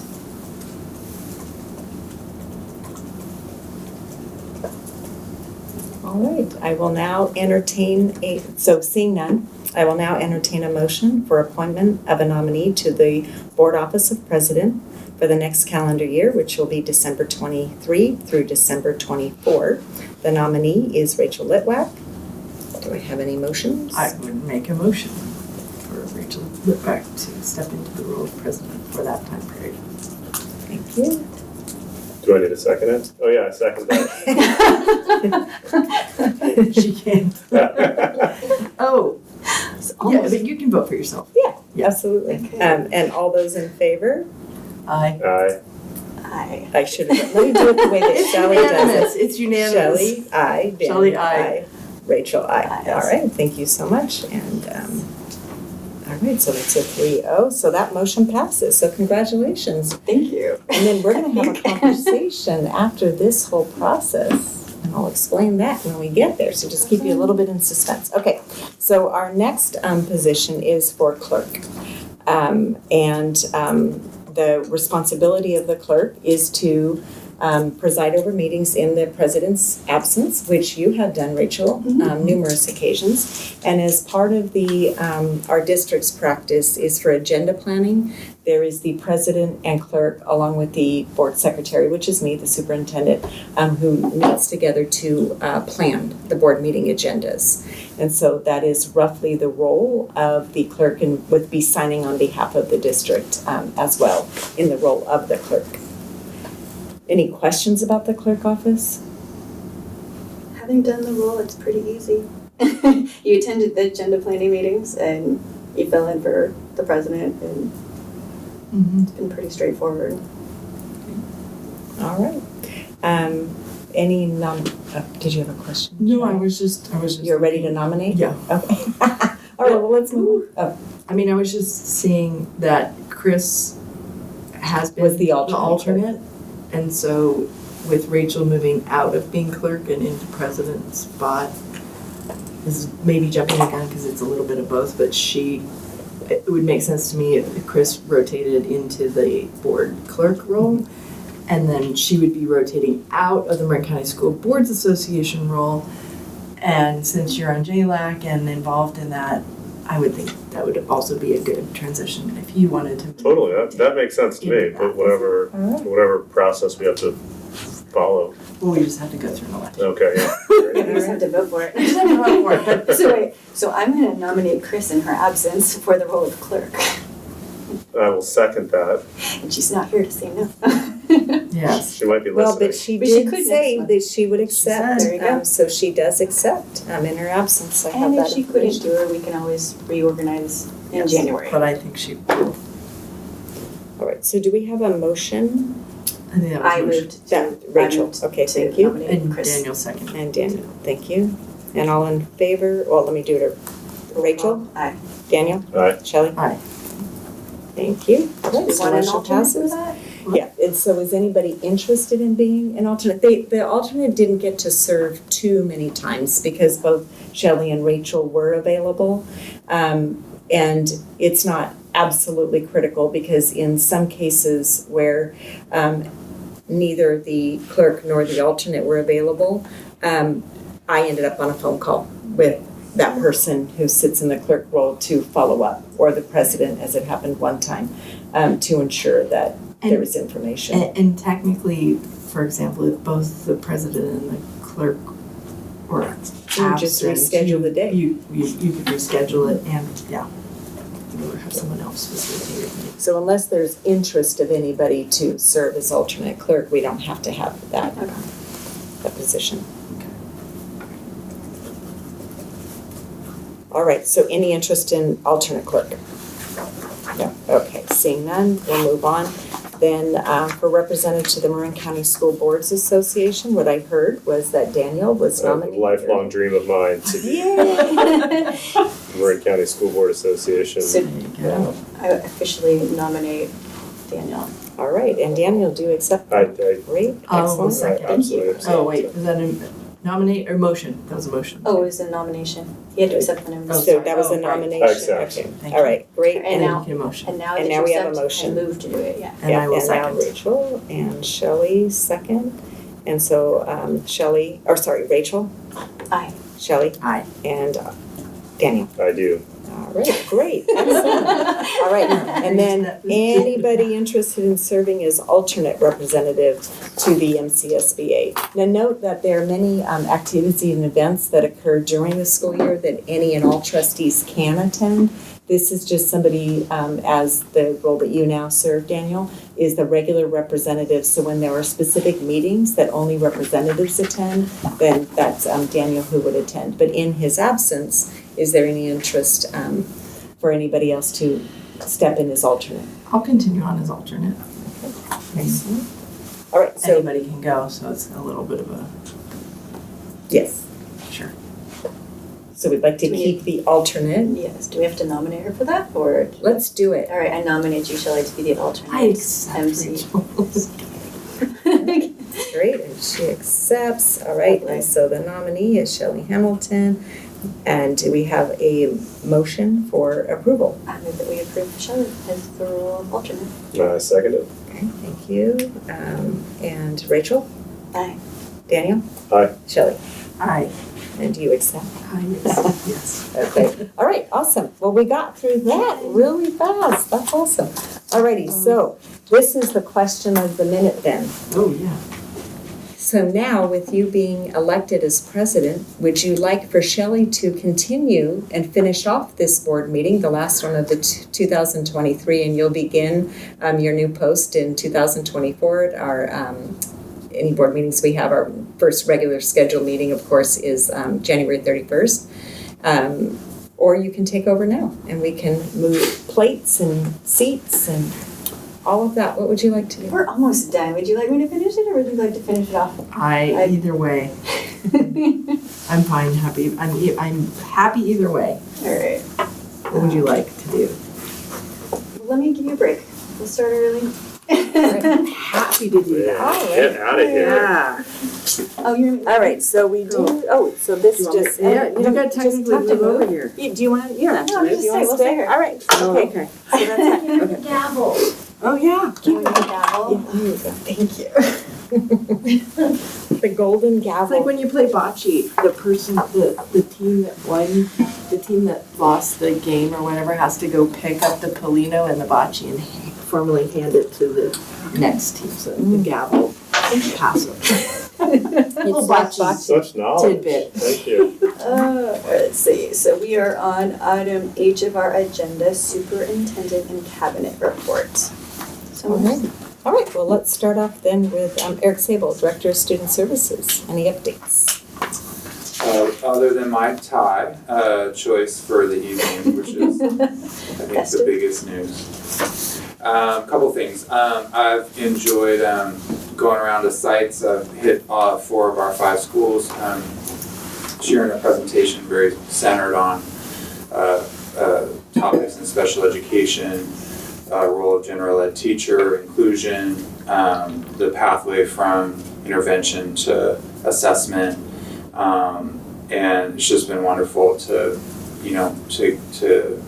hang out with teachers and staff and just really talk about our collective work. It's easy to label things and special ed, general ed, but we're all one team. All of us play a part in special ed. Even if we're a gen ed teacher, we're a critical part of that landscape. So that's been great, and I'll do the last one of those at Wade Thomas in January. Also, in the special ed realm. Been doing a lot of different site visits. When we have assessment requests, sometimes we'll go to, from a private school student, we'll go and do observations, and so I've done that recently with a colleague. Also visiting our students placed in MCOE classrooms in non-public schools, so it's great to see them and just really continue to be obviously a part of their team, and our work continues to be to support them wherever they are. Julie and I this morning were up at MCOE at the Innovative Learning Team meeting, which is a consortium of kind of an eclectic bunch. You have some site principals and assistant soups and directors and MCOE folks that are really engaging in conversations around teaching and learning, and the recent topic has been on absenteeism and approaches that districts are taking to support those kids. So that was fun to be hanging out and representing Ross Valley. And then last update is looking into early 24 in the kind of realm of wellness and happiness and joy. We need more of that. Will be Global School Play Day, February 7th, 2024, born in Marin County. It'll be the 11th celebration of Global School Play Day, free of charge. All classrooms, all schools around the world can sign up, and they are in growing numbers. So we'll be excited to see Ross Valley continuing to show strong participation. Research shows play is critical, and so we're gonna catch the wave. And I just am grateful for all our colleagues in this district, everybody from this team here on out to all of our staff and community members are working so hard over the course of the fall. So just want to thank everybody for everything they're doing for kids and each other. Thank you, Eric. Chris Carson, Key Businesses. Yes. So back in the summer, we did have a water main break at Brookside, and we repaired that. And it was the second time that water main had broken in 2 years. And just before Thanksgiving, we had a water line break in the center of Brookside, which we do have the ability to cut off. And the reason we have the ability to cut it off and turn that water off is because it's broken now 3 times in about 3 years. And about 2 weeks ago, we had a water main break at Hidden Valley School. And that one is the second time that one is broken in 2 years. And the problem with the one at Hidden Valley is we do not have the ability to shut it off. And so we did have to shut off a section of the school. You have to shut off the entire school. And so we did have to shut down the entire school for a day. We brought in porta potties. We purchased water for the children. And that was luckily, we were able to find that and get it repaired in 1 day. We had to dig down 4 feet for that one to get to it. And so I guess the main reason I'm telling you this is the same reason that you had a trustee coming to speak to us from another district regarding the TAM district bond related to their aging infrastructure.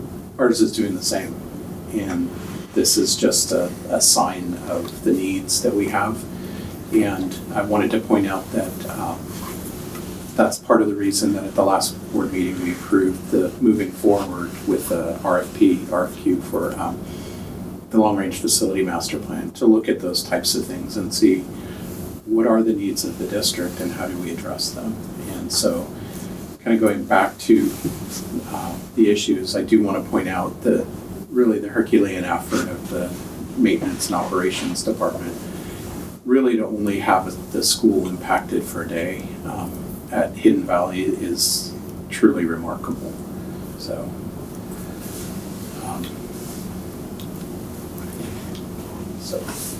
That was it.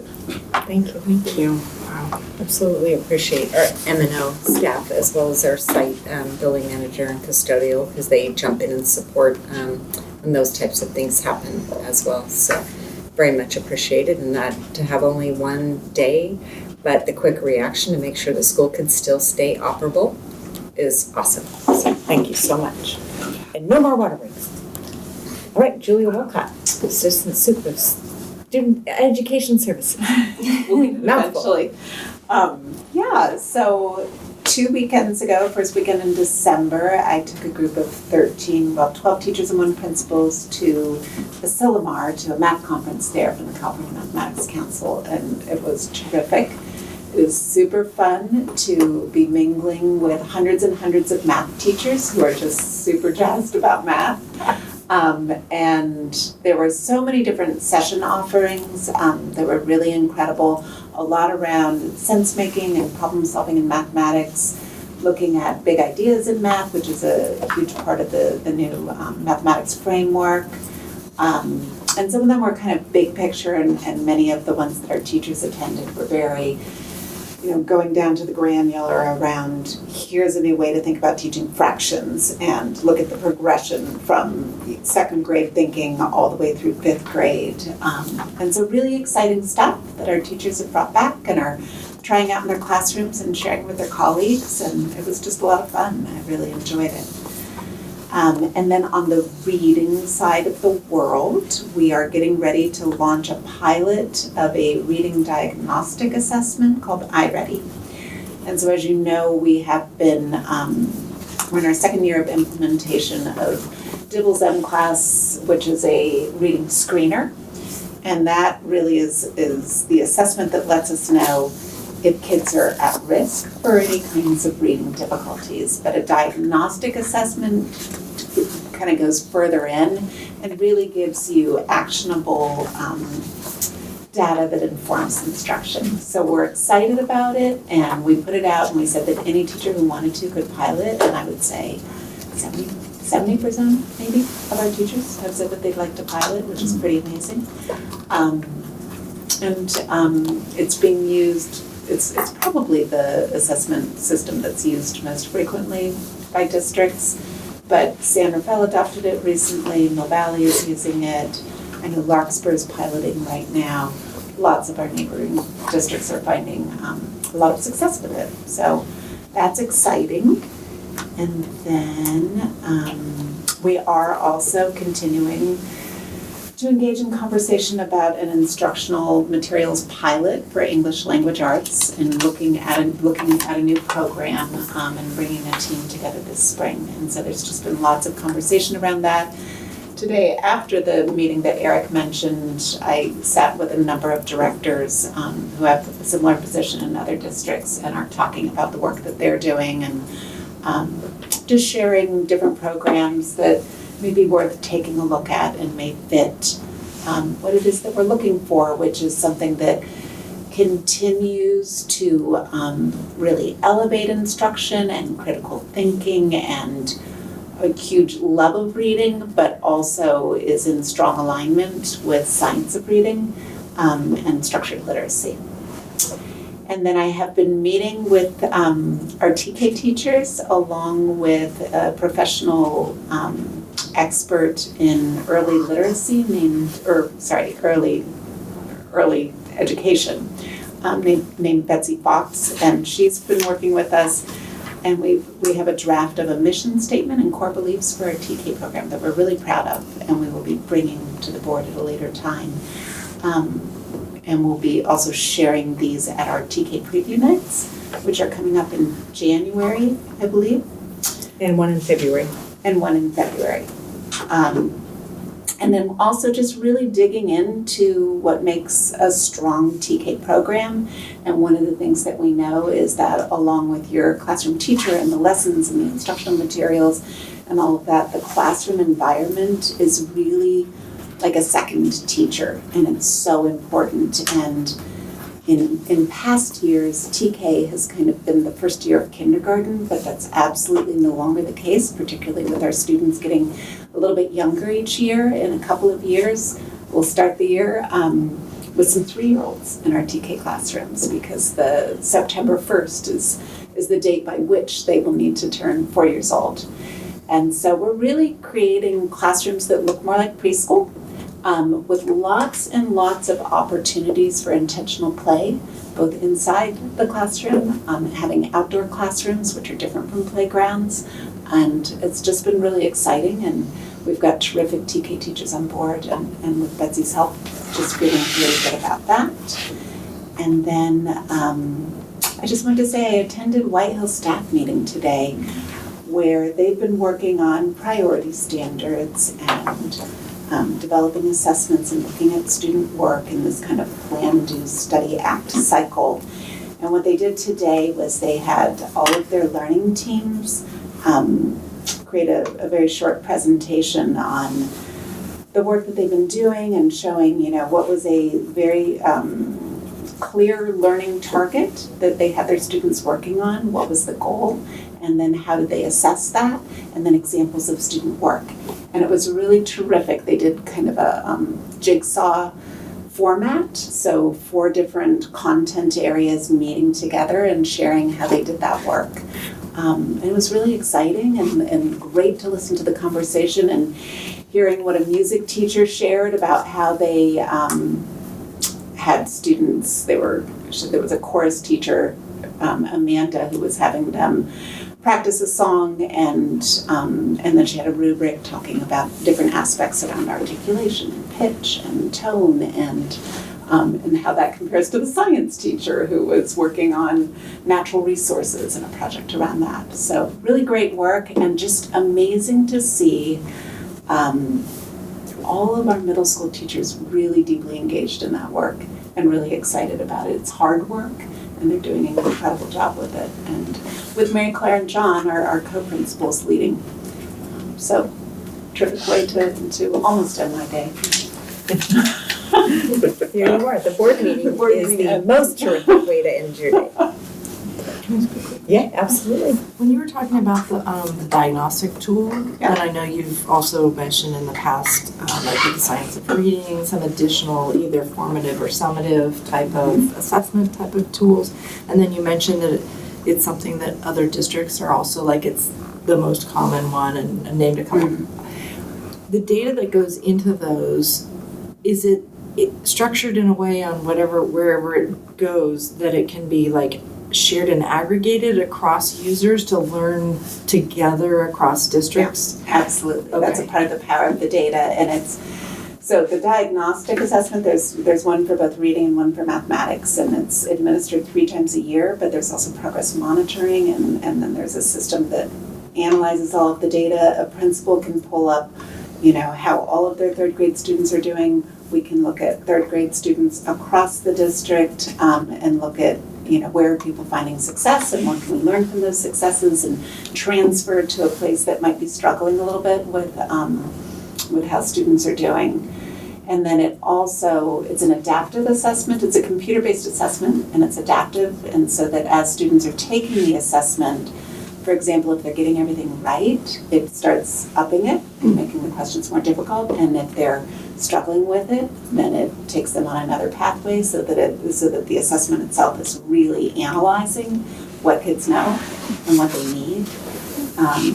And then there's a second component to it of these learning pathways. And so then it recommends learning pathways for students, which it's a lot of information, but can be an online program that kids are assigned to work on. So it's kind of a built-in intervention, but then it also takes the data and provides teachers with groupings of students and suggested lessons. Oh, wow. So you give an assessment and then it says, okay, this group of kids right here, they all need to, work on long E words, and then here's some lessons that you might want to try with these kids. Okay. So there's a lot built into it, and we're pretty excited about it. Sal Khan spoke at the CSBA thing about how Khan Academy is doing Khan Amigo around AI and this, and that could be something interesting. I've been looking at Conmigo and playing with it. Yeah. It's pretty cool. That's what he wants everybody to take. thought it's producing some really strong results from a one-on-one It's an educational perspective. Exactly. It's AI and it's you can type in I'm struggling with two-step equations, solving two-step equations, and then the tutor, because I keep practicing these, the tutor will say, would you like me to give you some problems? Yeah, give me some problems, and then you write in your answer, and the tutor says, how did you get that? Or have you thought about it this way? Yeah. But it also does things for other content areas, like in history.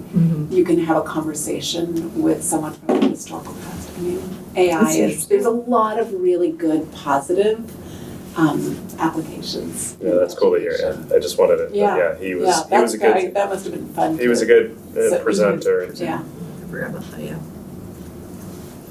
All right, very good. Thank you. All right, and we've just, a few of the things that I've also done, you've talked about tonight. So just talk about the winter sing-alongs at all of our elementary campuses are happening now. I attended last week an Educator of Color Pathway. Julia unfortunately couldn't, was that last week, the week before? My gosh, it was. Everything seems so running together now. But it was hosted by Marin County Office of Ed and College of Marin, as well as Sonoma State University, have partnered and are looking to continue to evolve the Educator of Color pathway into all Marin County districts. So Novato Unified is already participating in the pilot. San Rafael City Schools is participating with another aspect similar, but with Dominican University. And there were a total of, I think, 4 school districts there that day. And I signed Julia and me up for learning more when we get into the actual sessions to start planning and looking at how can it happen. It was a brainstorming day. So, for example, we don't have any high schoolers in our school district. So how do we get access, like as an example, if the TAM district, and they're interested in participating too, but how do they help, how do we ensure that the TAM district kids and or the San Rafael City School kids can go into other districts that aren't just their own? Because we'll never have any of our kids that we can work with because we only go to 8th grade. So they're looking at building in aspects of that, and how also then do districts ensure, because in this pathway, they're going to start the kids out as in high school, as example, who are looking to be educators, and their education would be paid for them. And having pathways as an example that they could be in their college classes and working in school districts as aides or in other capacities, so that they can also make money while they're in the college program. And then having support for them with their resume building and so on. So when they finish the credential program, that there are pathways to stay in the towns or in the county where they grew up, and that they don't have to look elsewhere to go for jobs. So it's very exciting in terms of the pilot's already started with Novato, and I forget how many kids they have in their high schools participating, but it was quite a significant number, more than I thought would be interested. So there might be some element of outreach to as young as middle schoolers, just so that they're aware that that's a pathway that they might be on when they get into high school. But really, for our interest and need is, of course, we need more people to go into the field of education. That's first and foremost with the teacher shortage. But we also are working to continue to diversify our workforce. So it's very important that we participate in as many options as are available to us to ensure teachers into the workforce, as well as helping get more of a diverse workforce as well. So that was exciting. Online registration. So for the new school year, 24-25, we're moving all aspects of our registration to online. And so a big, huge shout out to Teresa for helping, and along with Sean, our director of IT, to help ensure that all aspects are moving in that direction. So the Teresa had to do a lot of heavy lifting in ARIES, which is our student information system, to get all of the aspects that have historically been paper be able to be entered into that system, and also for Teresa's thinking around it. So as an example, we couldn't really create a form in Aries for our student information sheet or for TK and K incoming kids. And so we solicited input from all of our TK and K teachers to know, do they want to still collect this information? Because if they don't, then that would be one thing less that we would have to work on. But they all wanted to, as well as Teresa worked with our school nurse to take our health appraisal form and get it built into Aries. And so Jen Hemersky and Teresa worked on that. And then Teresa created Google Forms for the TK and K information sheets, as well as the preschool information, because our teachers still want to collect information from children's preschools if they attended, to know and give them that much more information to know and learn about their kids as they come into school. So once a family registers online, as part of the confirmation email Teresa created and working with the AAs, is that there will be links to these forms, so that once the parent gets confirmation that their enrollment has been submitted. So it's been a huge shift, but a really big shift in what we do, because especially with verification of residency and so on. So Teresa, thank you for all of that huge lift and thinking about, and what's been an added benefit was having Teresa come from the background of serving as an administrative assistant at a school site, because she knows what it's like from the administrative assistant position of getting and supporting families. We did have a lot of conversations in our AA meetings around this shift, because one of the elements that's going to be lost with this is the opportunity for the administrative assistant to connect directly with families for the in-person registration. But the benefit to the families and the ease for families to complete registration in their own home at the time that they wish with our working families, it benefits our families, and that is the overall reason for the shift.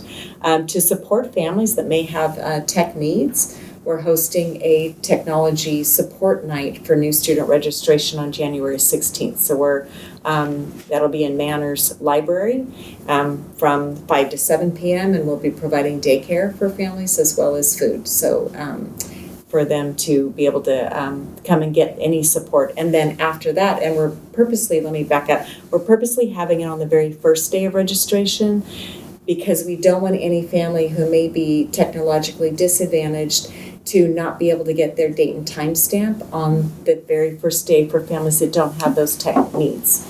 And so we're providing that. Then after that night, they can get any tech support they might need at their school of residence. And they can go there and get that support. Are there announcements about all this going out to the preschools? Yeah, Teresa, another element that Teresa worked on is updating our flyer as well as our communication. We do know from just our past experience that we don't have a lot of preschools sending the information out to the families, and so that was one of the elements that we built into our work with Target River, is through our social media outlets. Another aspect Teresa's done, huge, man, this has been a lot, is to update our web pages, because we were looking to consolidate and try to streamline that information as well, and to make it accessible. So we're excited about it. We think it'll really benefit our families. And of course, if they need any kind of support with it, they'll have it. So with that, and Sean is really working, because on our tech night, we need a lot of capability to ensure that we have devices that can scan documents that parents are bringing in. And so getting iPads set up and or individual scanners, and then needing to create kind of holding pages, if you will. So if a family, let's say the family comes to tech night and they're missing their lease agreement, as an example. We don't want them to be held up in getting the support they need for the rest of it. And so we're creating this holding page that then allows them to go through the system, get through the end, and then they can then either go to the school site to bring that document that they need to upload for support later, and that kind of thing. But we figured it would help to streamline the families, and we don't want anybody to feel like they come to that night and they weren't prepared to bring all the documents that they need. So we wanted to make sure that we could work through that. And then looking forward to getting to winter break, and something coming up that'll be exciting this week is Hidden Valley's opera that they work on. And so they take an aspect of social justice, and they work with this group to create an opera, and they perform it. And Julia attended last year. It was terrific. And I think I just can't picture it. You So can I'm think modern opera. Like, it's not, like a Hamilton? That's exactly. Well, that's more a musical. A musical, okay. But it isn't, well, whatever. Operas are Just wait and musicals. see. Okay, I know, I can't wait. It's exciting. And Eric's gonna go too. So we've rearranged cabinet so that we can attend that day. So Friday, Pardon me? I can, if you're interested. Yeah. Yeah. 9 and 9:30. That's right, There's yeah. 2 showings. Yes, 2 showings. So One we're at gonna go. 9, 8 One at 9. a.m. Yeah, 9 One and at 9:30. Much shorter So, than your typical opera. Yes, there's a yeah, and it will be, now I 9 forgot, a.m. and 9 p.m. where is it? I forgot. In the In the multi? NPR. And, okay, so it's in the multi, so 9 or 9:30 if you'd like to go. This Friday. Yes, this Friday, All right. whatever date that is, yeah. So it'll be fun. All right, and with that, that's 9:15 or 12:15. the 15th, okay, I was like, 12:15. 12:15, that's not 9 or 9:30, okay. So 12, the date, 12:15, all right, perfect. All right, so with that, moving on the agenda. All right, so we have a continuation to closed session if needed. Anyone need to continue with closed session? No. No, all right, so we will skip out of that. We do not need to report out from the continuation of a not continued closed session. So I'm gonna move on to J, meeting review, future board topics and board direction. I think aside from the fact that we had mentioned maybe needing, assuming nobody is protesting their positions, I mean, we don't need to reorg, but if they do, we've got that set aside as a backup, right? Yeah, we can do that. And then we just need to bring back minutes. Okay. So that's, yeah. Meeting debrief, any comments? No? Or, we don't need to continue past 10:30, unless there's anything else. I am going to adjourn the meeting at 9:26.